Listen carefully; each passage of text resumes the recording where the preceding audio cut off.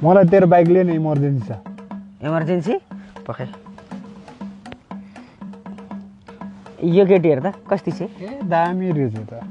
यो केटी लैजा मेरो गर्लफ्रेन्ड हो तर बाइक चाहिँ नमाग। आमा बिरामी हुनुभएको हस्पिटल जानुपर्छ तेरो बाइकको साथ लिएन।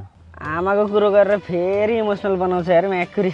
अलिक होस गरेर कुदाए नयाँ बाइक छ नि फेरि। ल म बिस्तारै कुदाउँछु ल ल ल 15 minutes later.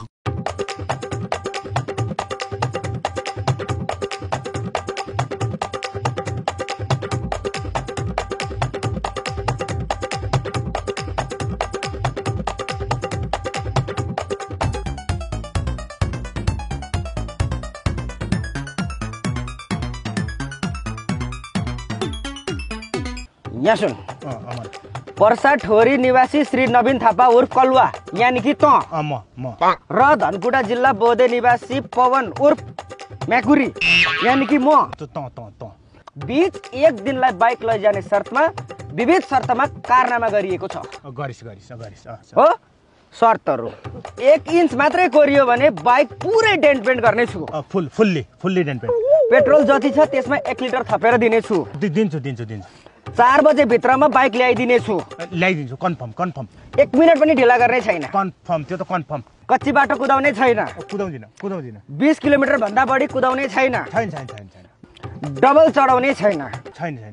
वर्कसपमा चेक गर्दा एउटा मात्र समस्या देखियो भने त्यसको जिम्मेवारी म हुनेछु यानी कि त म हुन्छु ल। भनी यो पेपरमा उठाछाप लगाएको छु। यो उठाछाप चाहिँ किन भन्लास् फेरि त अनपढ भएको कारणले केही तलमाथि भयो भने म कानुन बमोजिम कारबाही भोग्न तयार छु। उठाछाप लगा म पनि लगाइहाल्छु। कस्तो हो फेरि यो अर्ग्यानिक गाउँको दायाँ बायाँ म पनि दायाँ बायाँ कानुन बमोजिम कारबाहीमा पर्छ नि फेरि। ल भने ल कस्तै यहाँ फेरि तलमाथि केही होला नि घरै पास राम्रो पुछेर चढे नयाँ बाइक गयो भन्ने म राम्रोसँग चलाउँछु भने बुझिनस्। ल खराब गर्छ यार। त्यति गर्दा यत्रो त मान्छेले घर पास गर्दा नि गर्दैन यार। एक शर्त याद राख है। ए तेरी हुन्छ भने के यार।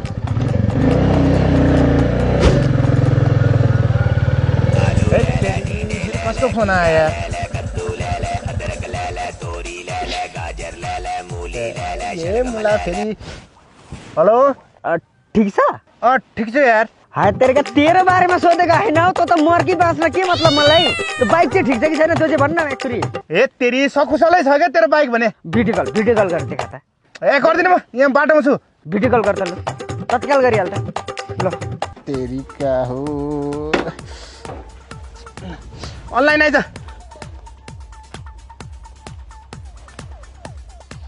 ल हेरे आई सब सकुशल छ क्या यार। जस्तो लिएर गएको त्यस्तै छ भनिरहेको छु। झन् विश्वासै गर्दैन यार।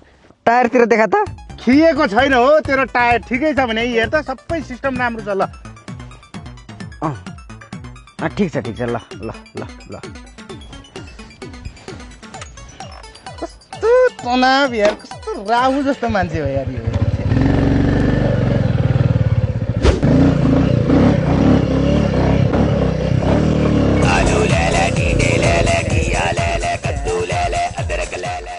लाग्यो यार मलाई आज। तैँले कच्ची बाटो त कुदाएको छैनस् नि? ए तेरी कच्ची बाटो लगेकै छैन भने क्या। राम्रो बाटो म त छानी कुदाइरहेको छु क्या। म पिच रोडमा छु अहिले। ल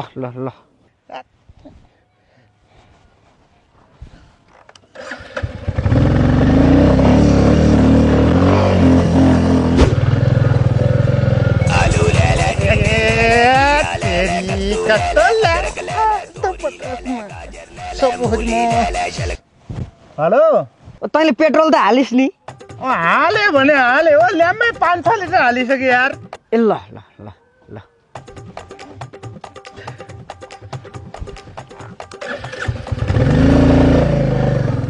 कहाँ चाहिँ पुग्यो होला यार म्याक्री। 5 मिनट भइसक्यो त सम्पर्क नभएको।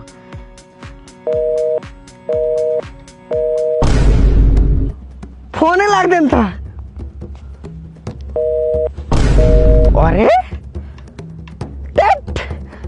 अनलाइन छ कि कतै म्याक्री।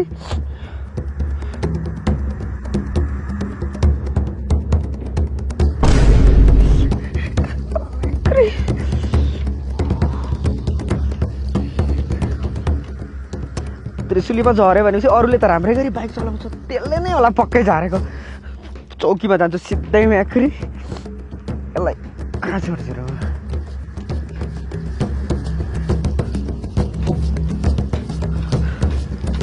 हजुर हजुर लोकेसनमै आउनु त। ल ल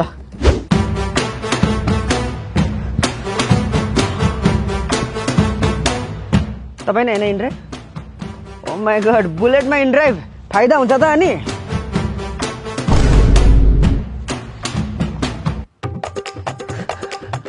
म्याक्री अर्काको बाइक लगेर इनड्राइभ चलाउने त? ओ तिमी, मेरो बाइक कहाँबाट आयो? खोइ एकजना दाइ हुनुहुन्छ, उहाँले प्रतिदिन अलग अलग बाइक ल्याउनुहुन्छ, हामी भाडामा इन्ड्राइभ गर्छौँ। भाडामा? के थियो सर, एउटा मुद्दा तत्कालै दर्ता गरिहाल्नु पर्यो ठगीमा। वादी यहीँ छु, प्रतिवादी यहीँ छ, तत्काल गिरफ्तार गरेर थुनिहाल्नु पर्यो सर। बुढी भन त। ए नुन हाल हाल हाल, कडै हाल। तिमीलाई थाहा छ त म कडै खान्छु भनेर। ल के थियो सर, एउटा मुद्दा तत्कालै दर्ता गरिहाल्नु पर्यो ठगीमा। वादी यहीँ छु, प्रतिवादी यहीँ छ, तत्कालै गिरफ्तार गरेर थुनिहाल्नु पर्यो सर। बेसार हाल हाल, तर अलिक ठिक्क हाल ल। ल ल के थियो सर, एउटा मुद्दा तत्कालै दर्ता गरिहाल्नु पर्यो ठगीमा। वादी यहीँ छु, प्रतिवादी यहीँ छ, तत्कालै गिरफ्तार गरेर थुनिहाल्नु पर्यो।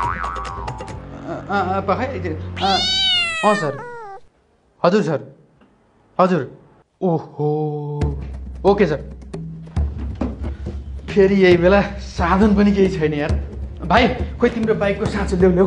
हजुर इमर्जेन्सी पर्यो। हजुर सर। 3 hours later.